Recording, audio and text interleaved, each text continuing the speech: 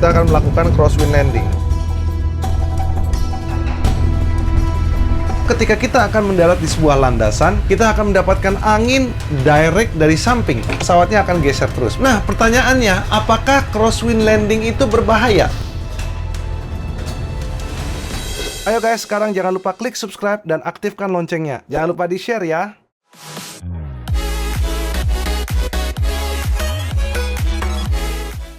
Halo guys, jumpa lagi dengan Kapten Vincent Aditya.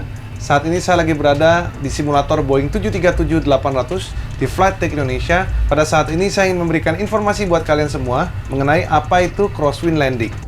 Oh ya, bagi kalian semua para penggemar aviasi yang ingin memiliki fashion aviation ataupun penerbangan, kalian bisa dapatkan kaos ataupun seragam yang ada barnya. Dan ini merupakan kostum yang dapat kalian gunakan karena ini tidak melambangkan sebuah maskapai, tapi ini adalah Flight Tech Indonesia. Kalian bisa dapatkan, kunjungi Instagram dan Tokopedia-nya Aviation Fashion Only with Captain Wear.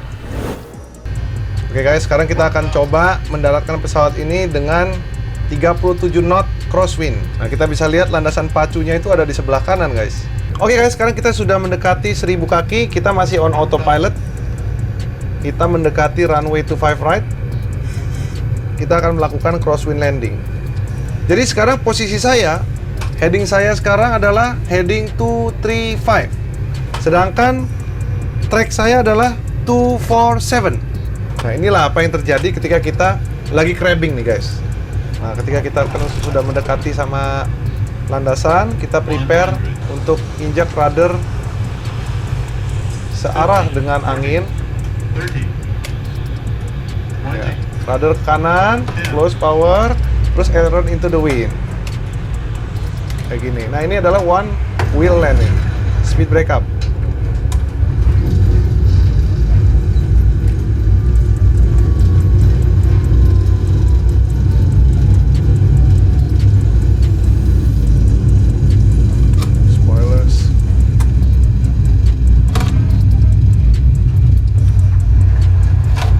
Seperti yang kalian sudah lihat di footage sebelumnya, bagaimana pesawat dalam kondisi miring didaratkan.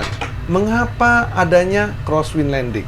Jadi simpelnya adalah bagaimana ketika kita akan mendarat di sebuah landasan. Di seluruh dunia ini bandara itu bermacam-macam guys. Headingnya bermacam-macam. Otomatis kalau kita bicara cuaca, tidak pernah kita bisa pastikan dan prediksi secara pasti angin itu akan mengarah dari mana. Walaupun kita punya forecast ya, tapi namanya forecast ini bisa salah. Untuk itu ketika kita akan mendarat di sebuah landasan, namanya cuaca, namanya angin, tidak tertutup kemungkinan kita akan mendapatkan angin direct dari samping. Misalnya kita akan mendarat ke landasan pacu sebelah utara, apabila kita dihantam angin dari sebelah kiri dengan sangat kencang, otomatis kalian bisa bayangkan ya, ketika pesawat akan mendarat di bagian utara, maka yang terjadi apabila saya hanya lurus tanpa memberikan koreksi dengan angin yang sangat kencang akan membuat pesawat ini drift ke sebelah kanan. Otomatis ya, saya nggak bisa align dengan landasan pacu. Jadi kalian sudah bisa melihat ya, apabila saya setir lurus, kena angin dari samping, otomatis pesawatnya akan geser terus. Maka pilotnya akan dengan sangat sulit untuk mengkoreksi kembali dan jadi ribet. Caranya bagaimana, Cap? Memang ada beberapa cara untuk bisa kita melakukan crosswind landing. Tapi yang paling umum digunakan adalah crabbing. Dimana ketika kita akan mendarat di heading north, kita akan berikan heading pesawatnya itu, misalnya heading kita yang tadinya 360, kita terbang 340.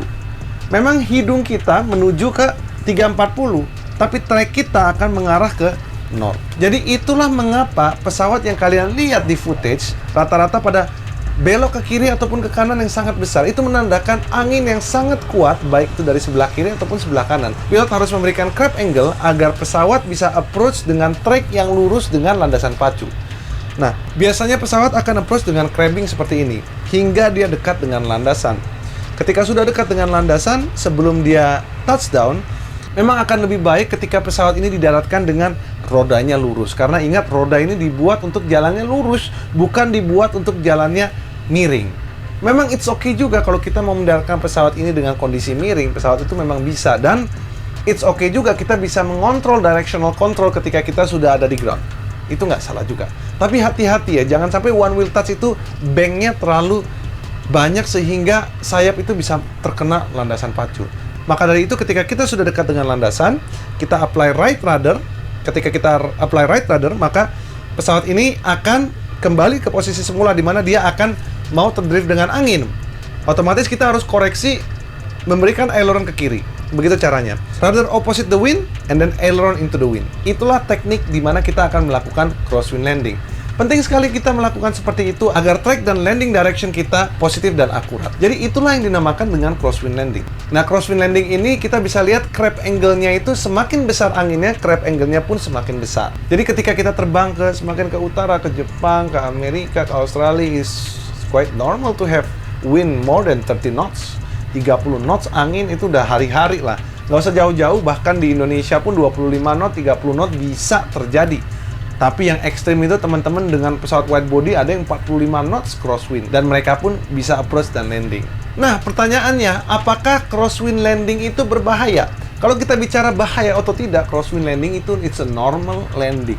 Di mana-mana di seluruh dunia ini, pasti tidak tertutup kemungkinan kita akan mendapatkan crosswind landing. Maka dari itu, teknik crosswind landing itu sudah diajarkan sejak dini, sejak pilot itu lagi belajar di sekolah pilot. Jadi kalau kita bicara bahayanya, itu sebenarnya udah ada limitasi, namanya maximum demonstrated crosswind. Jadi yang pernah sudah dites oleh manufaktur, dia disertified dengan maximum crosswind komponen seperti itu. Jadi ingat ya guys, crosswind komponen tidak bisa dihindari. Maka dari itu ketika ada crosswind komponen, percayalah bahwa pilot Anda akan menjaga keselamatan semua penumpang dengan melakukan prosedur crosswind komponen yang baik. Jadi itu saja informasi yang dapat saya sampaikan. Semoga informasi ini bermanfaat. Jangan lupa untuk hit like dan subscribe. Share video ini bila bermanfaat. Sampai jumpa di video berikutnya. Salam rotate dan salam sejahtera.